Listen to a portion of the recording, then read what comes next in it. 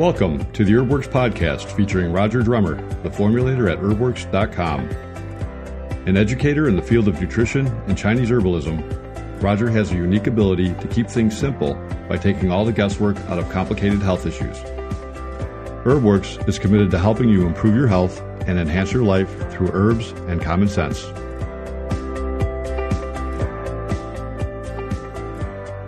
I'm Laura, and I'm here with your host, Roger Drummer. So today we are talking about gluten. What's the big deal about gluten? What is the big deal about gluten? Why is everybody going gluten-free or think they should go gluten-free? Why is this a big deal in kind of our health consciousness at the moment? Well, I'll try to explain it in as simple terms as I possibly can. And I will stop you if they're not. First off, you have to realize what gluten is. Gluten is a protein that occurs in certain grains that are related to wheat. So if you're looking at wheat, which could be named a lot of things like durum wheat, semolina wheat, spelt, farina, farro, gram, kamut, einkorn, rye, barley, triticale, these are all grains that have gluten in them. Gluten is a protein, and the reason that wheat has become so popular is because the gluten in it is like glue. It's kind of like it makes everything stick together. So when you make bread, the reason it sticks together and rises is because the gluten is in it. Right. I am a baker, and I do gluten baking as well as gluten-free baking. And using gluten is way easier because it immediately provides you with structure. Right. Like you're talking about, it keeps things together. Your bread rises, so you have this lovely rise to it. It's really easy working with gluten. Why shouldn't I be working with gluten? Well, because most people are sensitive to gluten. In fact, the latest studies coming out of Harvard puts it right around 100%. 100% of people are sensitive to gluten? 100% of people are sensitive to gluten in some way. Meaning what? What does that mean? It means that it changes their body's digestive system and sets them up for other issues in their health. And this is the problem with gluten. That whole issue with it being so great with holding your bread and baked dishes together, it's because that glue-like substance is almost impossible to digest. And what they now know is that when you eat gluten, every single time you eat it, it causes the lining of your digestive system to separate. And hold on. So you're telling me the lovely reason I like using yeast and gluten in my, gluten breads, the rise, the structure, the taste, all of this is actually having a detrimental effect, whether I am allergic to gluten. Everyone's kind of sensitive to gluten. It has a certain effect in everyone. Yeah, it's not whether you're allergic to it. That would mean that you have celiac disease. But everybody tests as being sensitive to it. In fact, the latest, I was reading a study on rheumatoid arthritis. And they found that almost every single person that had rheumatoid arthritis tested for being gluten sensitive. And when they removed it, their symptoms improved drastically. Well, gluten doesn't cause rheumatoid, but the mechanism by which it changes the lining of your digestive system sets you up for undigested food particles, making it into your bloodstream, which then you have the chance of having an autoimmune reaction. And this is the whole basis of why gluten is probably not good for you. So we've talked about immunity before in previous podcasts.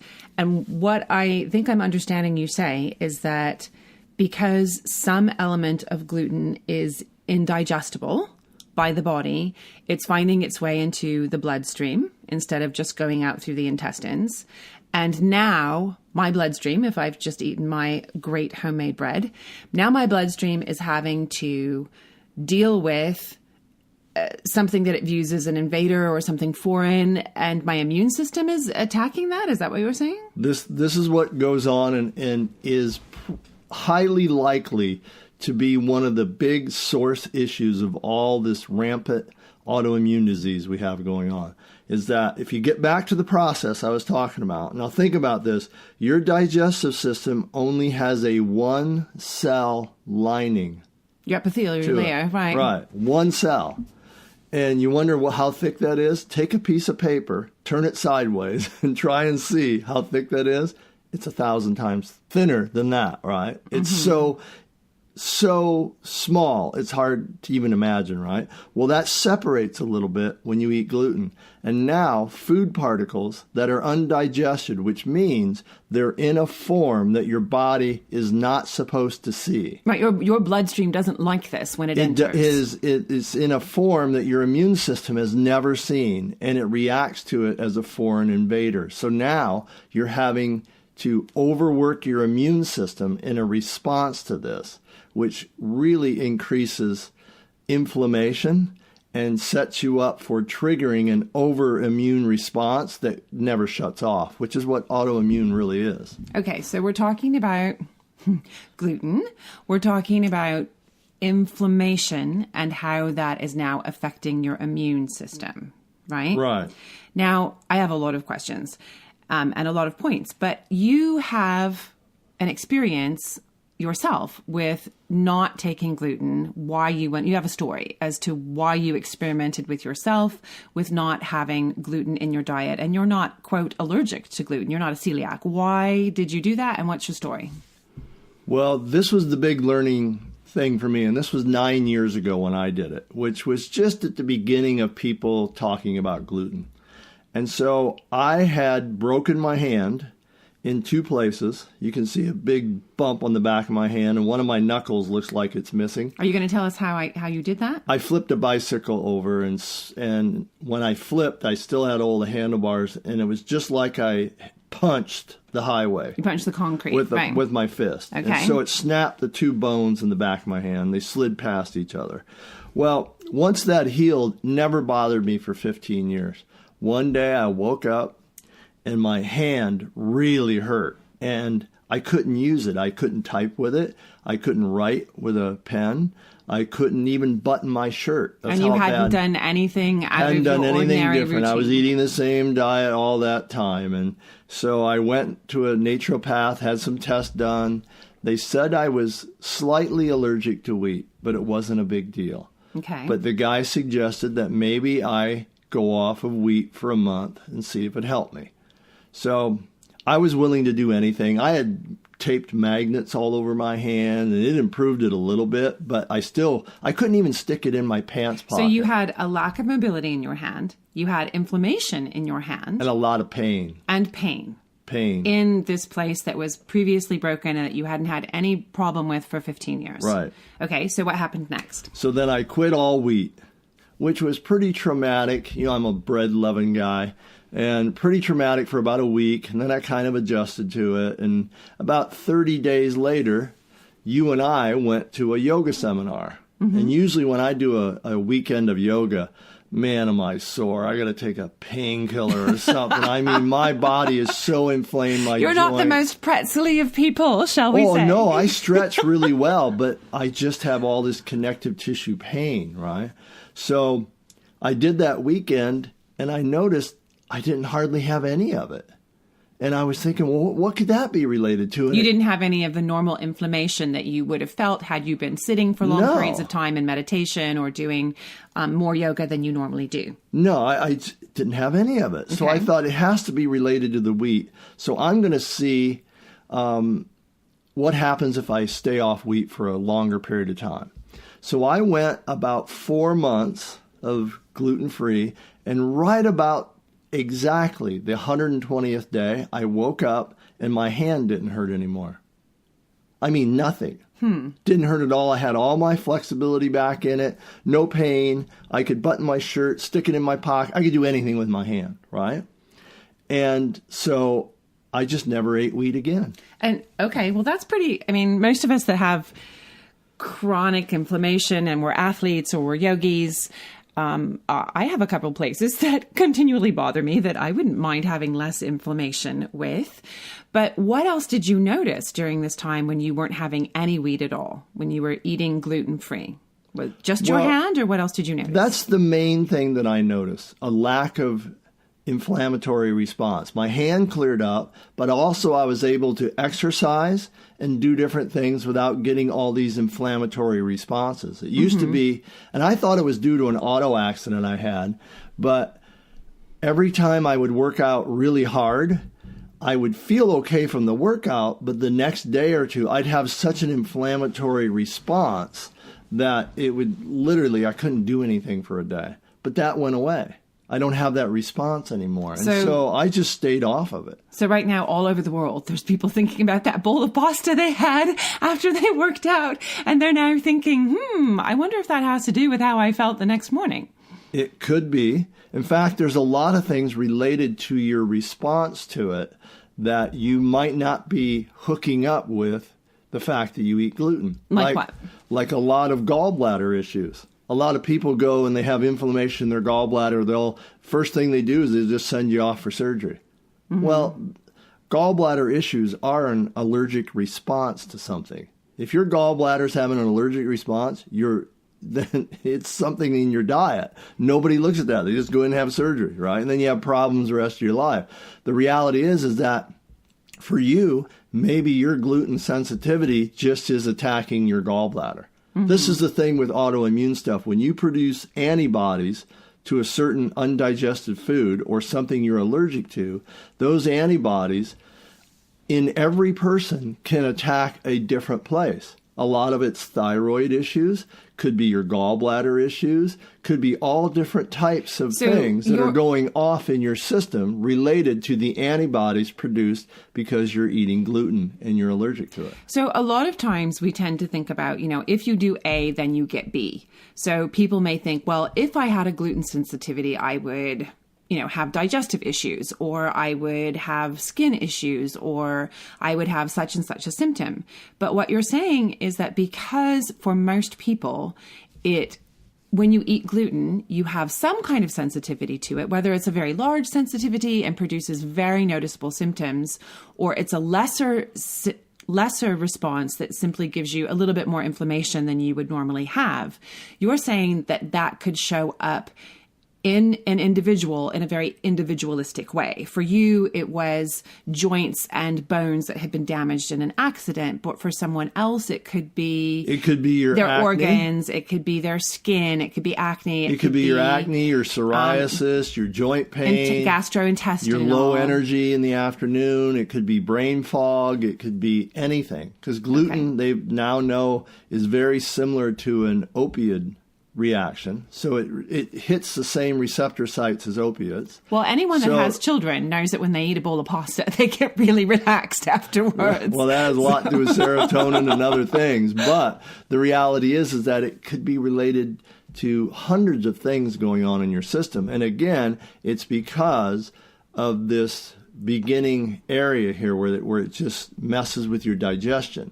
Now, think about this, the fact that if you look at statistics, there's something like 75 million people in America that go to the doctor for digestive issues. Right. Okay. I can guarantee you all those people are eating gluten, and they're not putting it together, right? They're not putting the signs together that it might be something in their diet. And I can guarantee you, because, I am the stress guy, is that what does stress do? Stress immediately drops your digestion below 50%. So you lose half your digestive energy just because you're stressed. And now you're eating something that causes the cells in your digestive system to separate and let food particles into your system. You're already highly stressed and producing too many inflammatory chemicals on your own. And now you're adding some more inflammatory chemicals. So it's not unusual for me to think that, gluten may be at the root cause, along with stress, of all these digestive disorders we have going on. So how would somebody find out, am I sensitive? Am I allergic? Because as you're saying, this gluten sensitivity could manifest in many, many ways that you might not automatically connect as a symptom of gluten intolerance or gluten sensitivity. So can you just go off gluten and replace it other ways and make yourself an experiment like you did? Or is it something that you need to have some kind of certain tests before you do Well, this? you can go to the doctor. Any doctor can order you a test to see if you're sensitive to gluten. It's a standard test. Ask your doctor to run it. Okay. Other than that, you can just go off of it yourself. All right. So let's suppose that people have done what they want to do with their doctor's advice and they want to do gluten-free. So you've listed a whole lot of wheats and different kinds of wheats that are commonly found in health food stores, kamut, all these other things that are in pastas.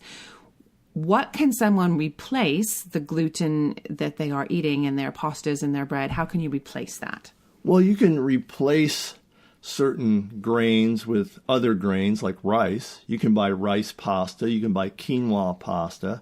The good thing to do, the best thing to do is not to become heavily dependent on gluten-free foods. Why? Because the first thing they do, I got to have bread, I got to have cookies, I got to have rolls, I got to have pie.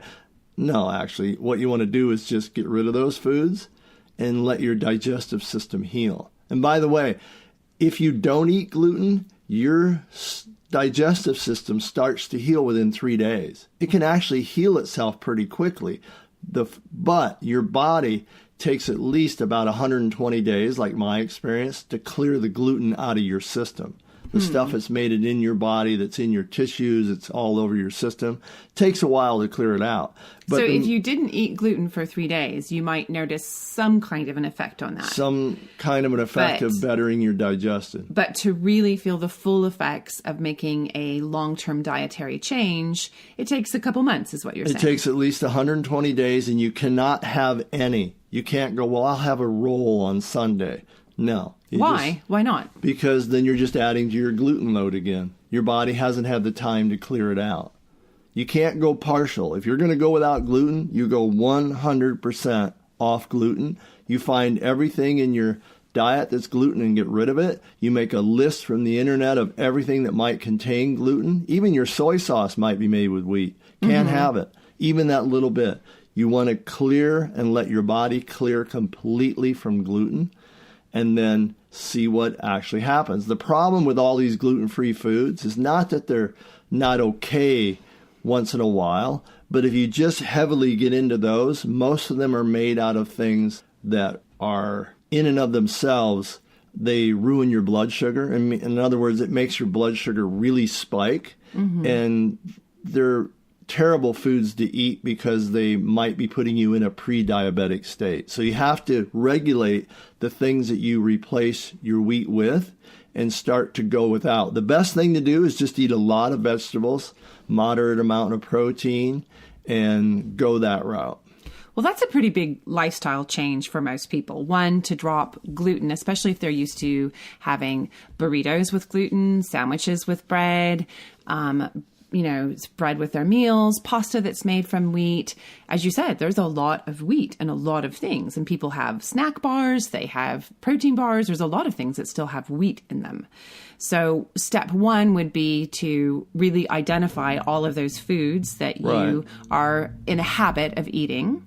And if you wanted to replace them, you could quite simply go to the grocery store and get, rice cakes or gluten-free bread or rice pasta. There's a lot of different ways to do that, right? Right. So that would be the first way to ease into that. And that's okay. But what I'm trying to stress is the fact that you don't want to end up making half of your diet or 25% of your diet gluten-free baked goods, because basically baked goods weren't that good for you to begin with, whether they're gluten-free or not. Okay, hold on. There's still things that raise your blood sugar. And, if you look at the statistics, just like with digestive issues, almost a third or close to half of the country is either diabetic or pre-diabetic. We have blood sugar issues. Okay, but this is a whole nother subject. Gluten is one subject, right? Right. And then gluten-free baked goods, you're saying, well, that's not such a great option either. Why? Because most of them are simple sugars without fiber, and they raise your blood sugar too much. Okay, so your blood sugar is being affected by grains in general. By grains in general. And how does that affect your immune system? Because blood sugar in and of itself raises your inflammatory state. And so in that inflammatory state, you're disrupting your brain function. You're disrupting the health of your arteries. You're basically disrupting everything. So when you have elevated blood sugar and you combine that with inflammation from gluten, now you're getting into what everybody's identifying as the main source of all chronic illness, which is excessive inflammation. So there's all these things that cause it. Removing gluten is removing one of the causes, one of the baseline things that probably everybody's doing that adds to their inflammation. The other thing, and I've talked about this a lot, one of the greatest things you could ever do for your health is learn to naturally regulate your blood sugar. That sounds like a big subject. How do you do that? Well, we'll do that on another call. But right now, gluten is the starting point for most people making a radical change in their diet so that they can remove one of the baseline causes of inflammation. Are there any particular products that you have worked with for people that, they think, I'd like to go gluten-free. I'm not sure I just want to drop all grains out of my diet right away. Are there any particular products that you have used or you use with your family that as a gluten substitute that you would recommend, that you like? Well, I don't myself eat that many gluten-free things, but once in a while I will have gluten-free bread, and that's all a personal choice. You can buy that at any store now. I don't eat it very much, but I grew up in the Midwest. I love eggs, and I love having eggs for breakfast, and once in a while I got to have some toast. So I like a crunchy piece of toast. I'll have one piece of toast with my eggs, and that doesn't throw my system off. I'm on a ketogenic diet, so I'm very low carb. Right, anyway. and that is a whole nother. That's a whole nother talk. But one piece of toast doesn't throw that off. Okay. And I don't have it every day, but when I'm going to have some eggs, especially the runny yolk type, I like the yolks where they're runny, you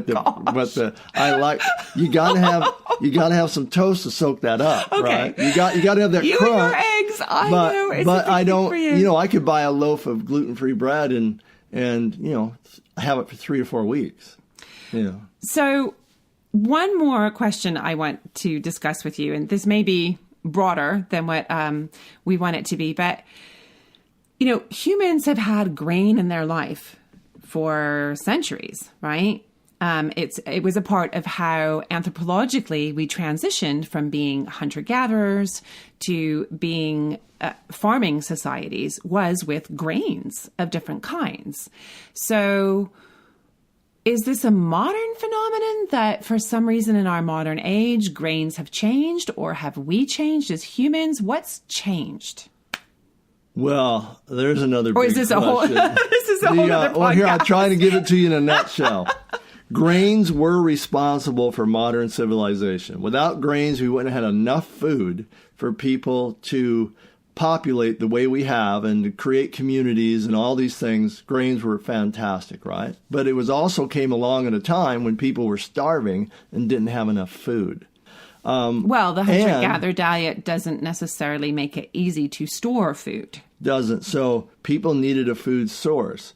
People didn't live that long either back then. So you don't really know if they were developing chronic illness because most people didn't live past 50. The age span was much less. Age span was much less. And nobody probably put together health issues that might be going on with the fact that their diet. This is a modern phenomenon that we can actually study things now, right?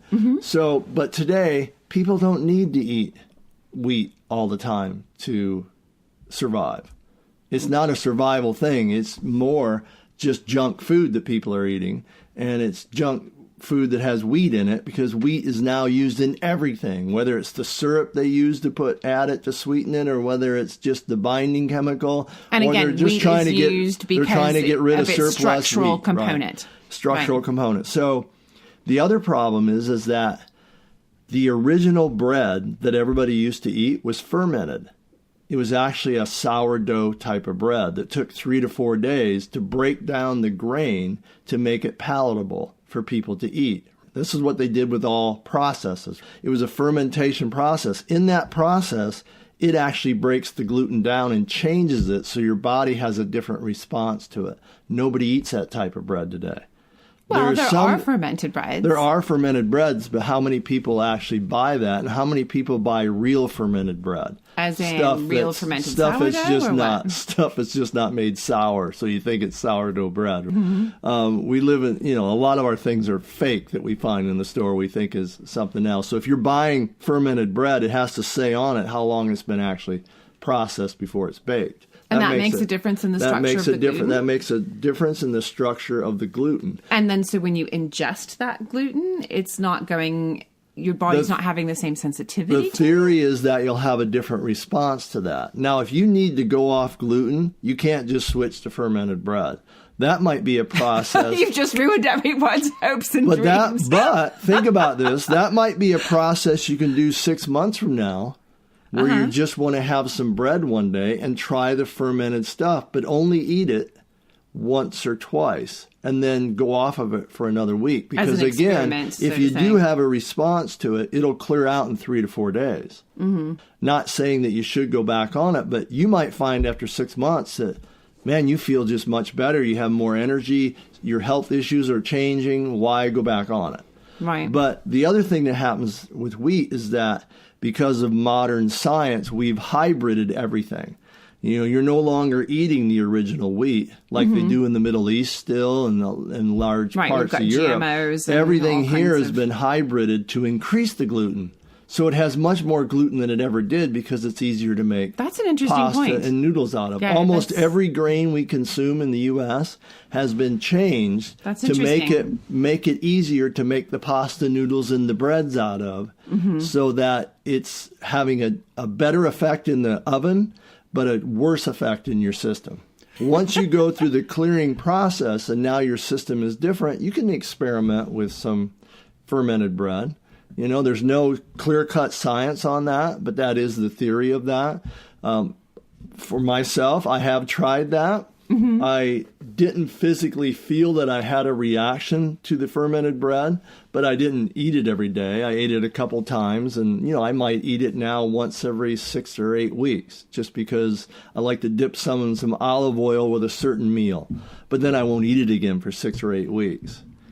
So I really don't have much attraction to gluten now that I've been off of it. And I think that's what people will find if they clear up their diet long enough.